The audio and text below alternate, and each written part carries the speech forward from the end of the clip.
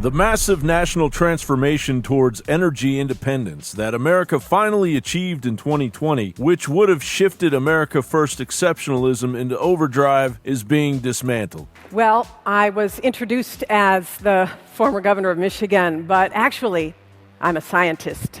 You've got solar and wind opportunity all across the nation. In fact, if you look just at the upper northern states in the West, they could do geothermal, or you could look at Texas and say we could lead the nation in the solutions to smart grid. In the Middle Eastern states, which have access to forests and to agricultural waste, they might say we're going to lead the nation in biofuels. At the Department of Energy, we have the solutions to tackle our climate emergency. This morning, the cyber attack on the nation's largest fuel pipeline now leading to gas shortages as multiple states face dwindling supply. So you still don't have the technical information you need to be able to be responsive and to provide support to critical infrastructure. Is that what you're saying?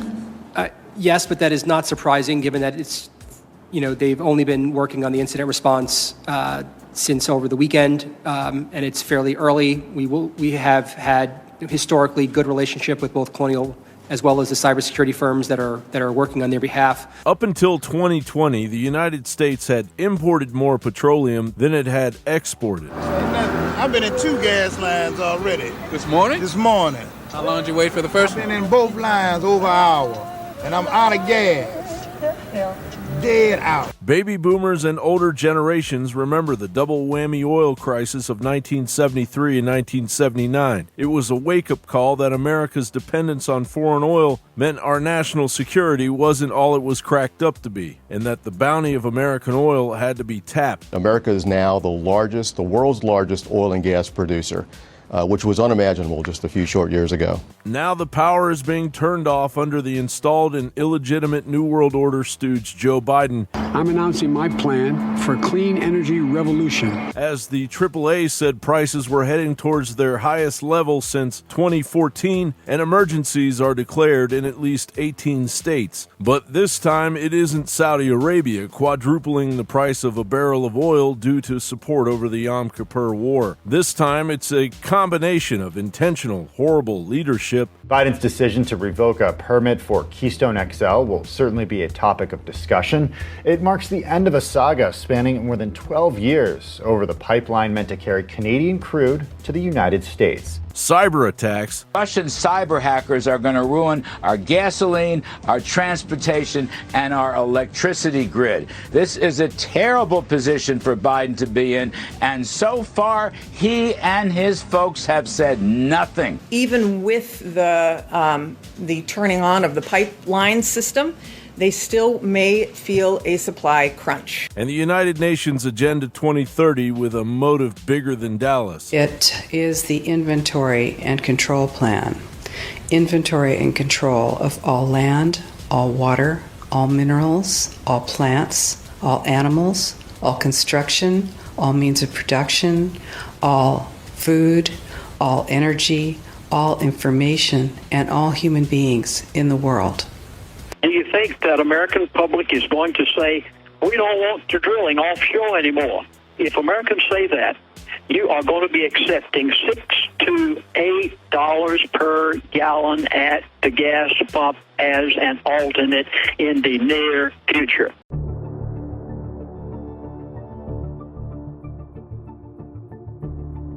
Americans are deeply anxious after the Colonial Pipeline cyber attack halted the delivery of millions of gallons of fuel to several states and resulted in gasoline shortages at many stations across the country.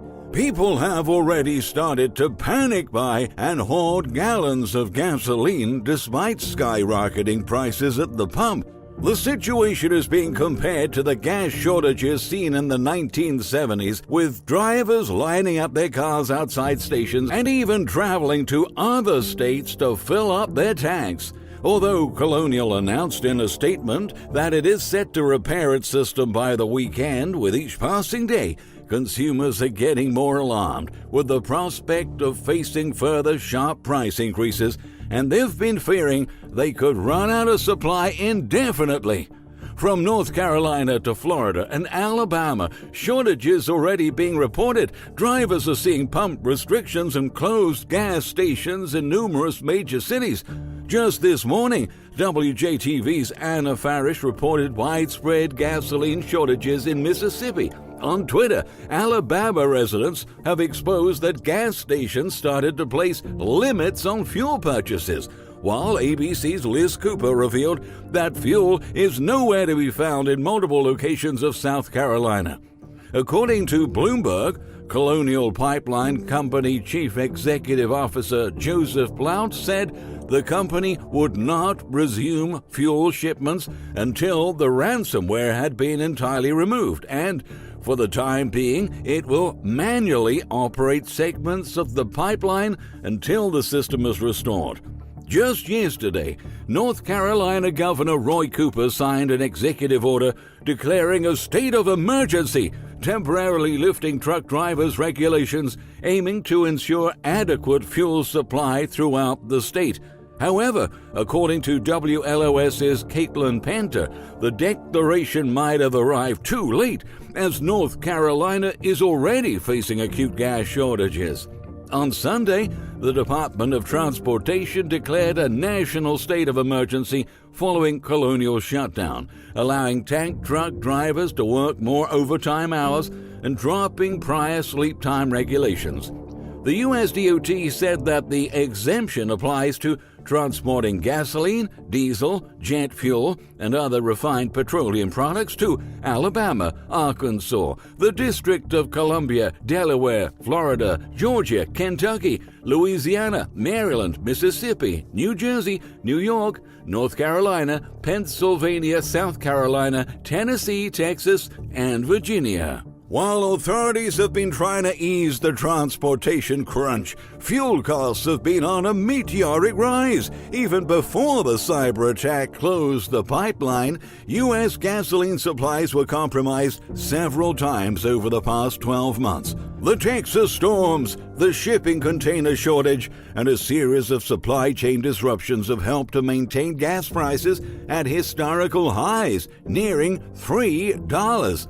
And just last week, the national gas price average jumped another 7 cents, surpassing that figure and marking the highest price since November 2014. According to AAA, if this trend continues, we could see prices climbing even higher. The travel making a comeback after the health crisis and spring fuel costing more. So these were two factors already increasing our gas prices, and then we had the shortage that continues, the shortage of delivery drivers to be able to get to gas stations. AAA Western and Central New York communications specialist April Ingram explained. Ingram outlined the ransomware attack only aggravated the problems the industry has been experiencing, and it's gonna definitely impact our supply and gas prices across the nation, she said. The expert is urging people not to engage in panic buying of gas and focus on different ways to conserve fuel.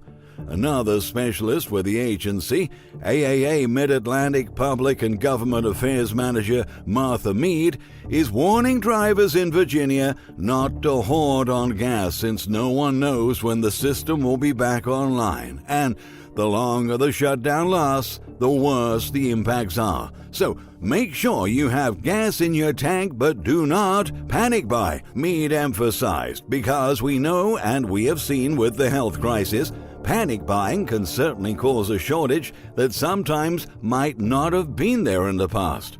But most drivers are getting nervous about the idea of having to go through prolonged periods of time without any fuel, particularly because even after the pipeline is back up and running again, it'll take 15 to 18 days to get fuel from Texas to New York, according to Mead. The head of global oil analytics at S&P Global Platts, Richard Joswick, argued that if the system isn't restored by Friday, and if the situation does drag on for longer than expected, it could be a huge problem for the entire country. Joswick added, "You'd wind up with price spikes and probably some service stations getting low on supply, and panic buying just makes it worse." other experts are warning that if the pipeline is not up and running in the next 24 hours, we would see a 10, 20, or even 30% increase in gas prices.